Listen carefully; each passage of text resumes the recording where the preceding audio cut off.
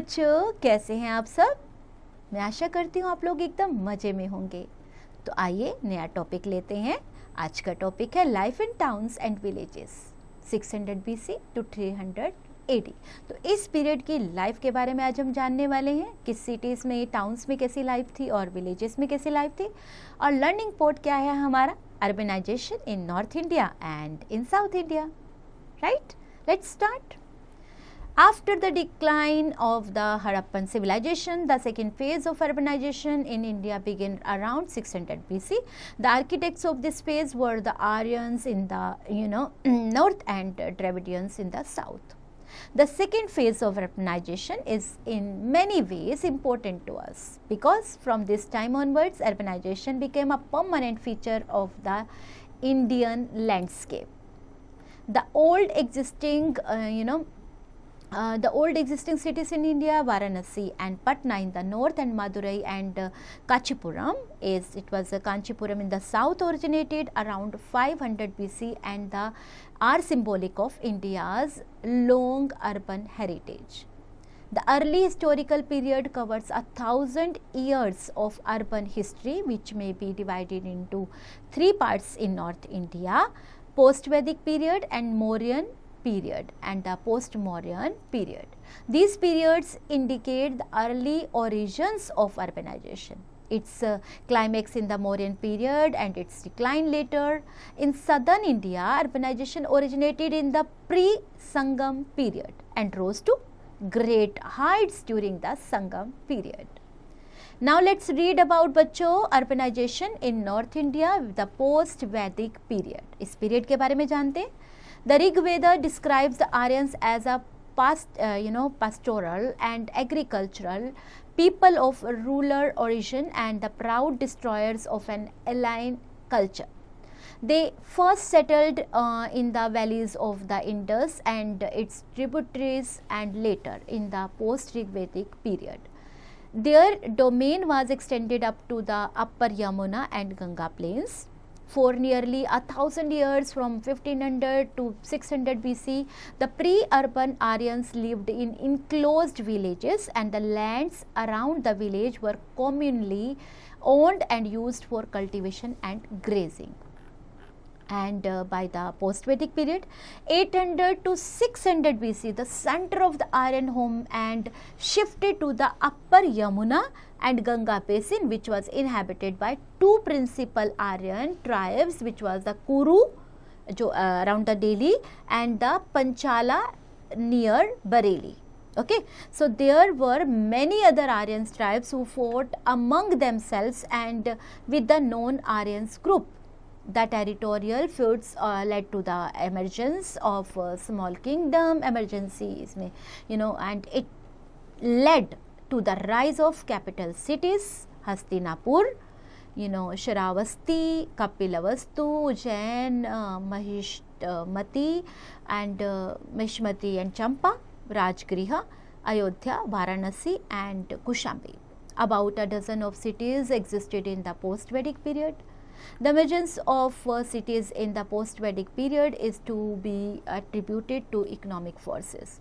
The Aryans were essentially an Iron Age people, and iron was used for making axes, saws and agricultural implements. It also made possible to clear the thick forests of the Ganga plains for cultivation. The use of iron plugs helped to generate a large surplus of food which could sustain a large population.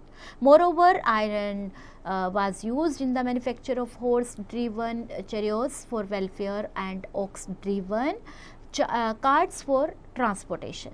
It also contributed to the increased mobility of population and helped trade and commerce, which gave rise to urbanization. ठीक है. Mauryan period, ये कैसा period था? The Kautilya's Arthashastra, the Buddhist text and the travel accounts of Fahin and Megasthenes, these Megasthenes from the literary sources of information. On this period, the archaeological exhibitions provide far more convincing evidence of urbanization during the period. The growth of the cities from the post-Vedic period to the Mauryan period, there was a major eastward shift in the position of the Indian cultural heartland. By this time, the lower Ganga plains had been fully inhabited and the center of gravity shifted from Kuru and Panchala to the Magad region in Bihar. The smaller Janpadas gave way to the Mahajanpadas around 600 BC, and Janpadas and empires encouraged urbanization. The cities increased in number, size, structure and functions. Types of towns.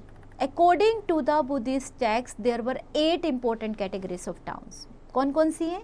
एक तो है राजधानिया नगर, that is capital town. दूसरा है आपके पास स्थानीय नगर, that is capital of Janapadas, लोगों का, है ना. Then third one is Karvata, that is Nagar, that is focal point of about 200 villages, and then Khitangada, that is a smaller town than the Karvata.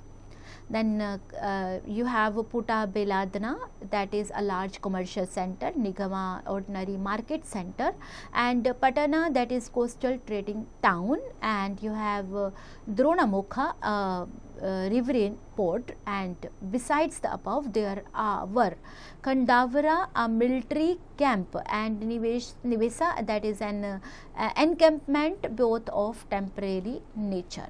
In addition, there were religious and educational cities. Takshashila and Nalanda, belonging to the post-Mauryan period, were well-known educational centers. The post-Mauryan period, the urban society of this period was satisfied along the lines of the ruler society. The major segments of the urban society were the king and his high officials, priests, lower officials, independent professionals, merchants, artisans and craftsmen. Public entertainers such as musicians, dancers, actors, etc., and persons performing a variety of services such as dhobis, barbers, domestic servants etcetera. तो ये सब include थे इसमें. बच्चों please note करते जाइए साथ साथ, क्योंकि आपको अगर अभी नोट करेंगे, अंडरलाइन करेंगे, तो आपके लिए बहुत बहुत हेल्पफुल होने वाला है बाद में. Cities began to decline from around the 5th century as revealed by Fahian and Huon Sang, and further supported by Vasyana and archaeological evidence. A number of well-known cities including Takshashila, Mathura, Saravasti, Kushambi and Patliputra were in utter ruins and abandoned. Kanuj and Nalanda, however, they continued to maintain their splendor. Natural calamities, decline of empires, and the rule of feudal chiefs, foreign invasions, particularly those of the Hunas, wars between feudal chiefs, etc., were the chief factors of the decline of cities. Now, thinking short, you are a part of an archaeological team and discover a megalithic treasure of tools and crafts. You want the fame and glory of being the discoverer, but decide against it and tell the team about your discovery. What value do you have? Okay, so now we have urbanization in South India. So we have the extreme southern part of India, which comprises the 2 states of Tamil Nadu and Kerala, witnessed an independent process of urbanization resulting in the emergence of a distinctly Dravidian culture. The first phase of urbanization in India, that is, for example, that is the Harappan phase, has resulted in the establishment of urban centers as far south as the mouths of the Narmada and Tapati and in the Malwa plateau. The Harappan culture spread deep into the Deccan plateau. The origins of the Dravidian phase of urbanization may be traced to around the 5th century BC.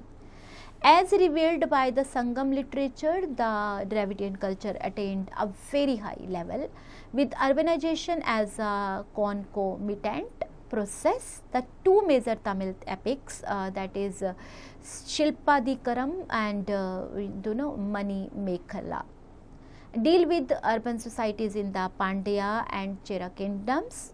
The classical Tamil literature provides ample evidence of an independent urban civilization in the south. तो ये इसके पास बहुत सारे हमें ऐसे evidences मिले हैं जिससे प्रूव होता है. The major Tamil cities were Madurai, Vanchi and Urayur, Puhar and Korkai, that is which served as the capital cities of the early Tamil kingdoms of the Pandyas, Cholas and Cheras. So Megasthenes and Megasthenes that and Kautilya are mentioned, the cities of Madurai and Kanchipuram. The major cities of the period were Puhar, the Chola port and coastal capitals, Urayur, the Chola inland capital, Korkai, the Pandya coastal capital, Madurai, the Pandya inland capital, Mujiri, the Chela port, the Vanchi or Karur, the Chera and inland capitals. Thus, a distinctive feature of the southern kingdoms was the existence of two capital cities for each kingdom.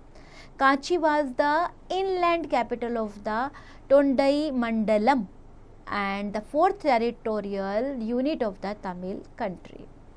Now case study, that is Tamil Nadu, the region lying south of the Krishna, Tungabhadra and Kaveri rivers is known as the Tamil region. Megalithic burials and habitation sites as well as the Sangam literature from the sources of ancient history of Tamil Nadu. Between 200 BC and 300 AD, three dynasties of the Cholas, Pandyas and Cheras ruled over South India. The Cholas and the Pandyas ruled over Tamil region while the Cheras ruled over the neighboring state of Kerala.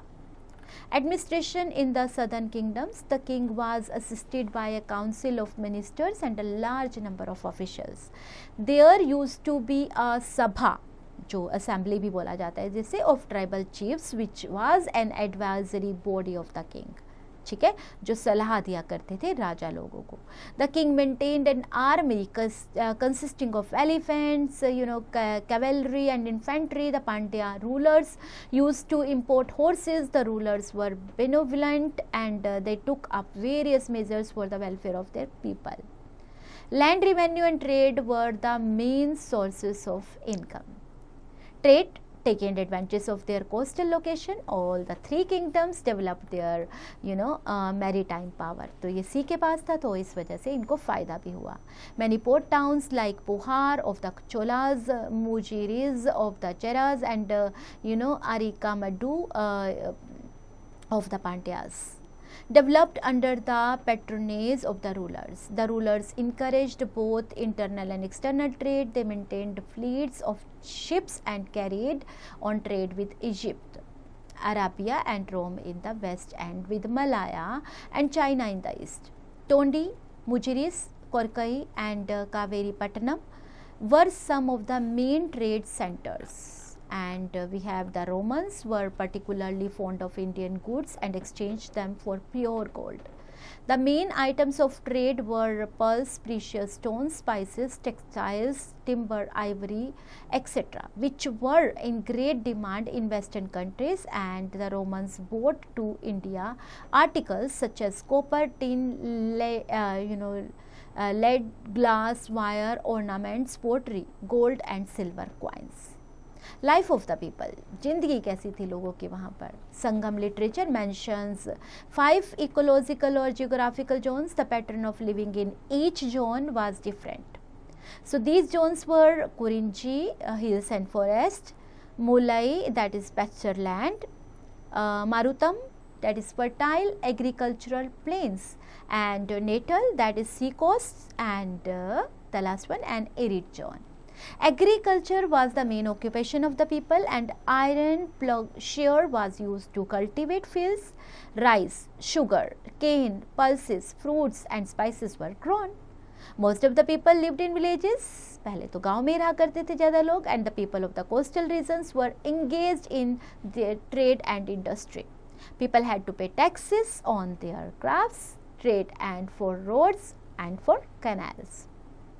Music, dance, gambling etcetera, these were their favourite amusement. इन्हीं में, क्योंकि पहले तो ये सब चीज़ें नहीं हुआ करती थी ना, जो हमारे आजकल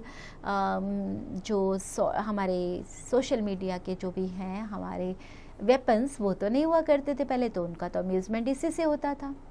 Religion.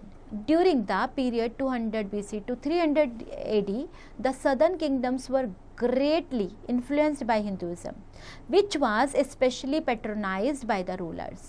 So they performed elaborate Vedic sacrifices. The Brahmins, received land grants in return for their services and held positions of esteem in society.